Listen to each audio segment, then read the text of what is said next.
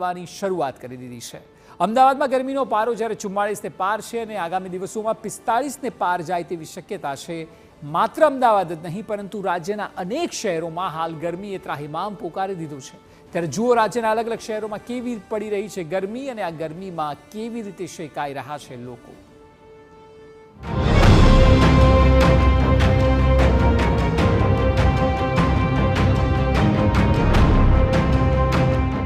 ગુજરાતની અગ્નિ પરીક્ષા।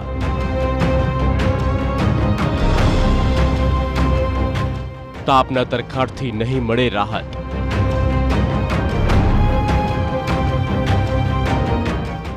હવામાન વિભાગની સૌથી મોટી આગાહી।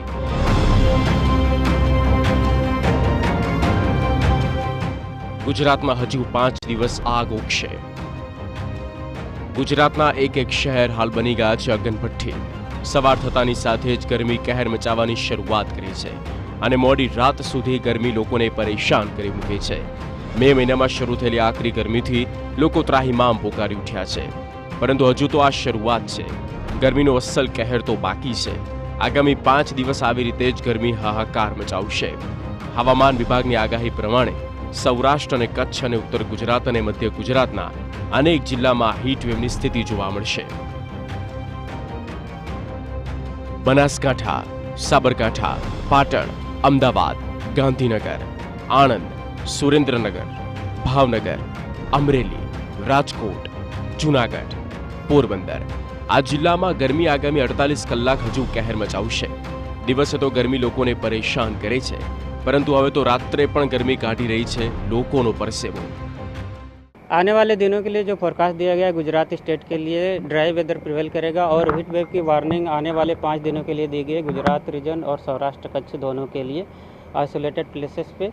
और जो डिस्ट्रिक्ट है जहाँ पे हीट वेव की वार्निंग दी गई है वो डिस्ट्रिक्ट है बनासकांठा, साबरकांठा, पाटन, महसाना, अहमदाबाद, गांधीनगर, आनंद, सूरत और वलसाड़। और सौराष्ट्र रीजन के जो डिस्ट्रिक्ट है जहाँ पे हीट वेव की वार्निंग दी गई है वो है सुरेंद्रनगर, भावनगर, अमरेली, राजकोट, जूनागढ़ और पोरबंदर। आज और कल के लिए अहमदाबाद और गुजरात डिस्ट्रिक्ट के कुछ डिस्ट्रिक्ट के लिए वार्म नाइट की भी वार्निंग दी गई है और जहाँ पे वार्म नाइट की वार्निंग दी गई है वो डिस्ट्रिक्ट हैं। આગામી 48 કલાકમાં અમદાવાદમાં ગરમીનો પારો 45 ડિગ્રીને પાર થઈ શકે। સૌરાષ્ટ્રમાં હાલ ગરમી રેકોર્ડ તોડી રહી છે। સૌરાષ્ટ્રના મોટા ભાગના શહેરમાં તાપમાનનો પારો 44 ડિગ્રીને પાર પહોંચી ગયો છે। જૂનાગઢમાં 44 ડિગ્રીમાં લોકો ત્રાહિમામ પોકારી ગયા છે।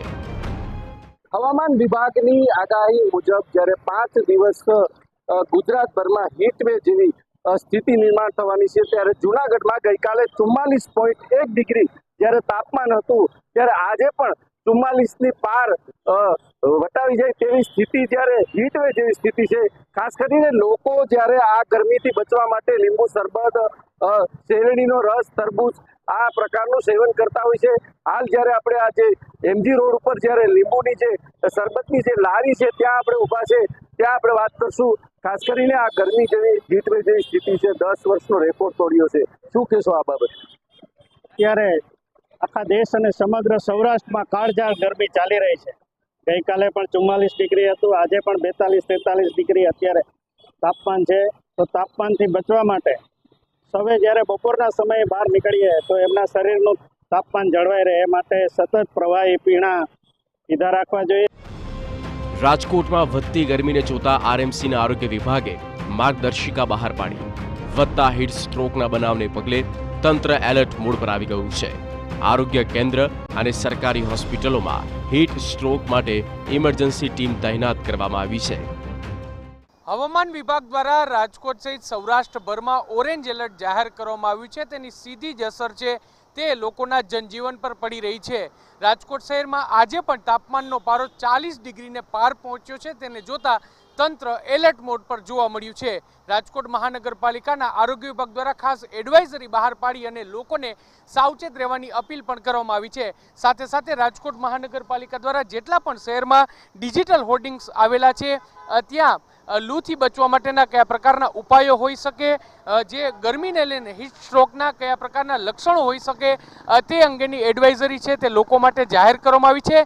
જે પ્રકારે તમે દ્રશ્ય જોઈ રહ્યા છો, રાજકોટના બહુમાળી ચોક ખાતેનું જે ડિજિટલ હોર્ડિંગ્સ આવેલું છે, ત્યાં તમામ પ્રકારની એડવાઇઝરી છે તે રાજકોટ મહાનગરપાલિકા દ્વારા જાહેર કરવામાં આવી છે. બનાસકાંઠા અને સાબરકાંઠામાં આકાશમાંથી આગ વરસી રહી છે. ગરમીના કહેરને જોતા બંને જિલ્લામાં આરોગ્ય તંત્ર સજ્જ બન્યું છે.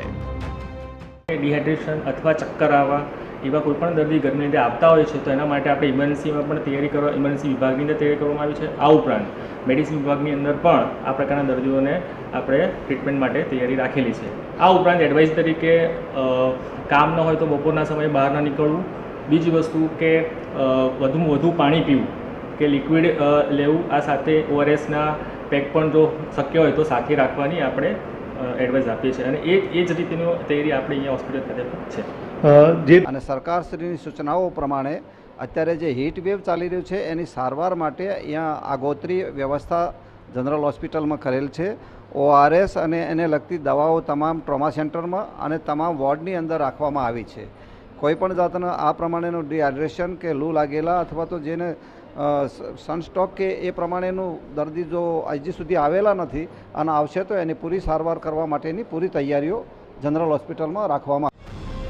ભીષણ ગરમીએ ગુજરાતને હંફાવ્યું છે, ત્યારે વડોદરાની ગરમી વધતા SSG હોસ્પિટલની OPDમાં વધારો જોવા મળ્યો છે.